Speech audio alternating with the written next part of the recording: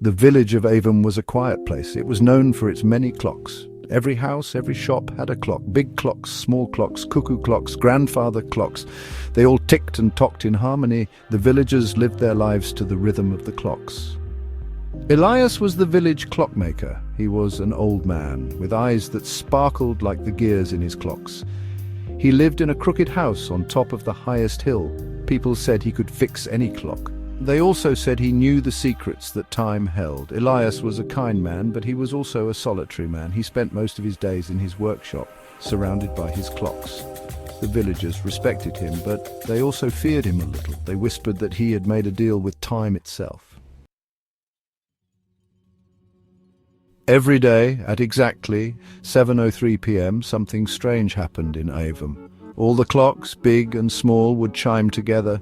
It was a beautiful sound, but it had a strange effect on the villagers. They would suddenly feel very tired. They would yawn, close their eyes and fall asleep. For exactly 1 minute, the village would be completely silent. The only sound was the gentle ticking of the clocks. Then, at 7:04 p.m., the spell would break. The villagers would wake up, rub their eyes, and continue their day as if nothing had happened. No one knew why the clocks chimed like that. No one knew why the villagers fell asleep. It was a mystery that had puzzled the people of Avon for generations. Luca was a curious boy with a mop of brown hair and eyes that shone with mischief.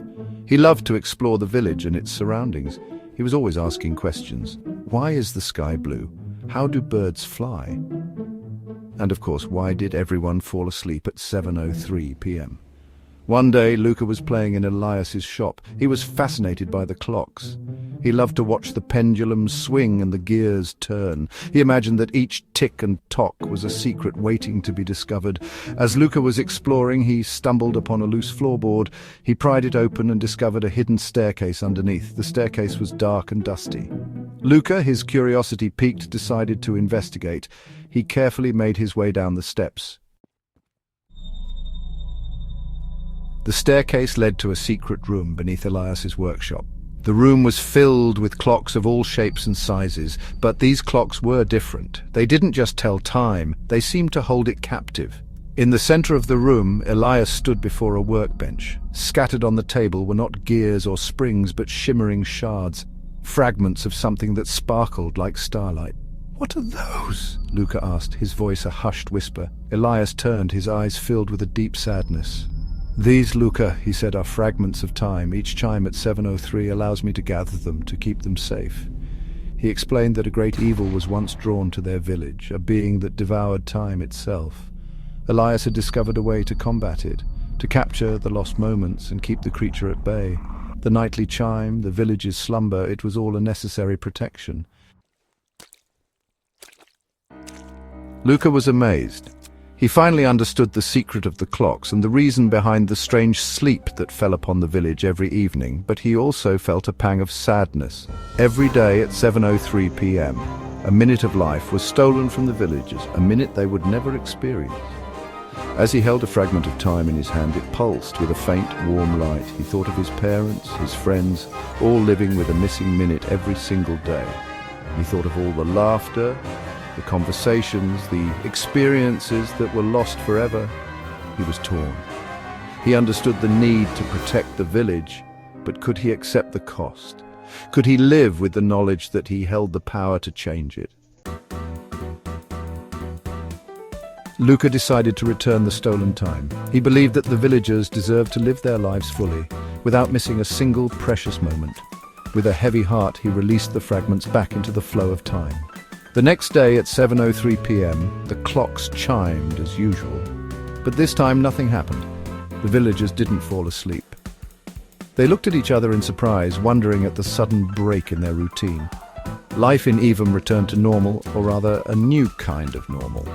Though they no longer had their nightly slumber, they carried with them the knowledge of Elias's sacrifice and the preciousness of time.